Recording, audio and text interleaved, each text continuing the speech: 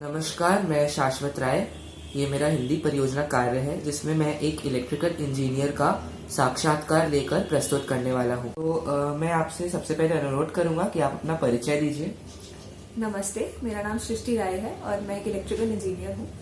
मैं काम करती हूँ रेलवे सिग्नलिंग पे, तो उसके बारे में हम आगे चर्चा करेंगे। हाँ, तो मेरा दूसरा प्रश्न इसी के ऊपर है कि आप अपने कार्य के बारे में कुछ बताइए।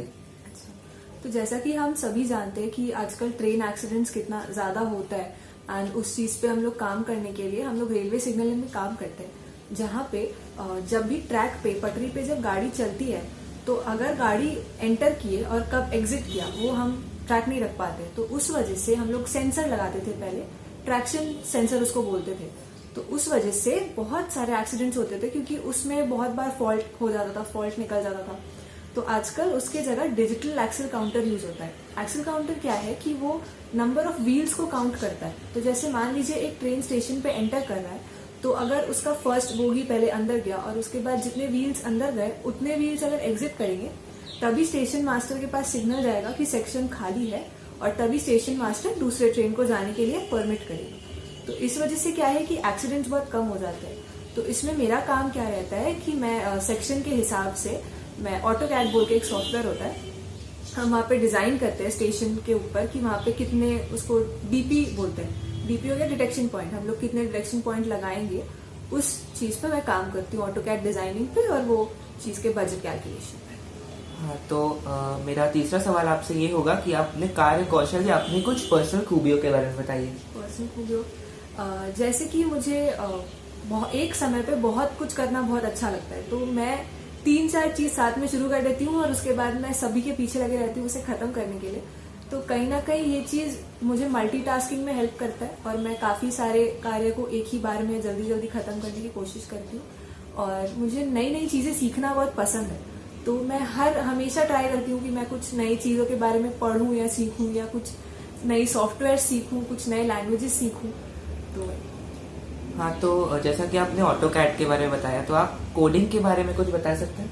कोडिंग के बारे में, जैसे कि यहाँ पे जो हमारा काम है उसमें ऑटोकैड एक सॉफ्टवेयर है जहाँ पे आप उसको डिजाइन के लिए यूज कर सकते हैं, पर उसमें ना हमको डिजिटल, जैसे मैंने कहा डिजिटल मतलब कि हम उसमें पहले से एक प्रोग्राम, एक कोड वो कर देते हैं। तो मैं जहाँ पे काम करती हूँ वो कंपनी की अपनी लैंग्वेज है, तो उस लैंग्वेज पे हम उस शिप को कोडिंग करते हैं। पर आर्डिनो एक लैंग्वेज है जिसका भी हम मदद लेते हैं उसमें। हाँ, तो अब मैं आपसे पूछना चाहूंगा कि आपने एक इंजीनियर बनने का क्यों सोचा? तो ये काफी एक्चुअली, मतलब मैं क्या बोलूँ, जब मैं छोटी थी तो लोग क्लास 11 में जब जा रहे थे तो मुझे साइंस अच्छा लगता था। तो मेरे घर पे सबको ने कहा कि कॉमर्स ले लो, तुमको MBA कर लो, तुम्हारे को वैसे अच्छा लगेगा। पर मेरे को था नहीं, मुझे साइंस लेके पढ़ना है। और बात रहा इंजीनियरिंग का, तो इलेक्ट्रिकली क्यों।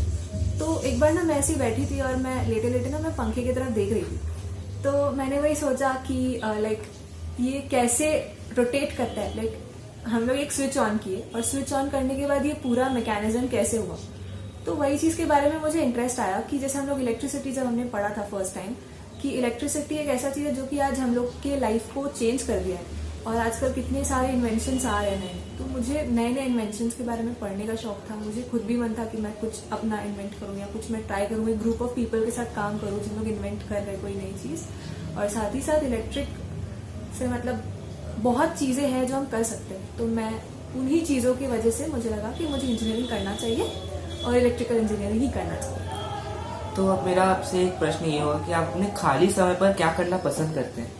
खाली समय पे मुझे पेंटिंग का बहुत शौक है। मैं डांस करती हूँ, वैसे तो मुझे अच्छे से आता नहीं है डांस, बट मैं कोशिश करती हूँ, मुझे अच्छा लगता है। और मैं सिंथेसाइजर प्ले करती हूँ, मैं पेंटिंग करती हूँ और मैं प्रोफेशनल एंकर भी हूँ, तो मैं वो भी करती हूँ। तो मेरा आखिरी सवाल आपसे ये होगा कि आप दूसरों को कैसे जागरूक करेंगे एक इंजीनियर बनने के लिए? मैं यही बोलूंगी कि लोग कहते हैं कि इंजीनियरिंग टफ है, लेकिन और इंजीनियरिंग में जॉब्स कम है। ये आप लोग ने सुना होगा कि लोग ऐसा कहते हैं, पर मैं वही कहना चाहूंगी कि जॉब्स कम तो हर फील्ड में है। अगर आप अपना पोटेंशियल अच्छा रखते हो, अगर आप में वो स्किल है, तो आपको जॉब क्यों नहीं मिलेगी। और दूसरी बात कि लोग 11-12 में सोचते हैं कि मुझे IIT NIT से करना है। जैसे मैंने भी सोचा था कि मुझे भी IIT NIT में जाना है, पर वो चीज नहीं हो पाया क्योंकि इतने लाख बच्चों में कुछ चंद बच्चे जा पाते और बाकी लोग अपना सपना वहीं पे छोड़ देते। तो मैं वही कहना चाहूंगी कि सपना कभी भी छोड़ना नहीं चाहिए अपने सपने को। अगर आप एक बार फेल होते हो, अगर आपके लाइफ में एक बार फेलियर आता है, तो इसका ये मतलब नहीं है कि आपका लाइफ खत्म हो गया है। स्कूल के बाद बच्चे कितने साल के रहते हैं? 18-19 साल के जीवन में आप डिसाइड कर लेते हो कि आपका जीवन ही खत्म हो गया, या इंजीनियरिंग टफ है, या मुझसे नहीं होगा। तो ये चीज़ गलत है। तो मैं यही कहूँगी कि नए नए आविष्कार होते हैं जिसका हम डेली इस्तेमाल करते हैं, तो उसी चीज़ के आगे और काम करने के लिए आज स्पेस पे जा रहे रॉकेट्स, रीयूजेबल रॉकेट्स बन रहे हैं, आज इतना कुछ हो रहा है। तो उस फील्ड में काम करेंगे लोग तो उन्हें अच्छा लगेगा। और साथ ही साथ ये फील्ड काफ़ी इंटरेस्टिंग है। एक बार कॉलेज में तो आपको टफ लगेगा, पढ़ाई लिखाई, जो कि आप कुछ भी स्ट्रीम लो तो टफ लगेगा, और उसके बाद जब आप काम करोगे तो आपको एक्चुअली अपने काम से प्यार हो जाएगा और आपको बहुत मजा आएगा काम करने में। तो हमें साक्षात्कार को यहीं तक रखेंगे। तो सबसे पहले तो आपसे धन्यवाद कि आपने अपने मूल्यवान समय में से कुछ वक्त हमें दिया। धन्यवाद।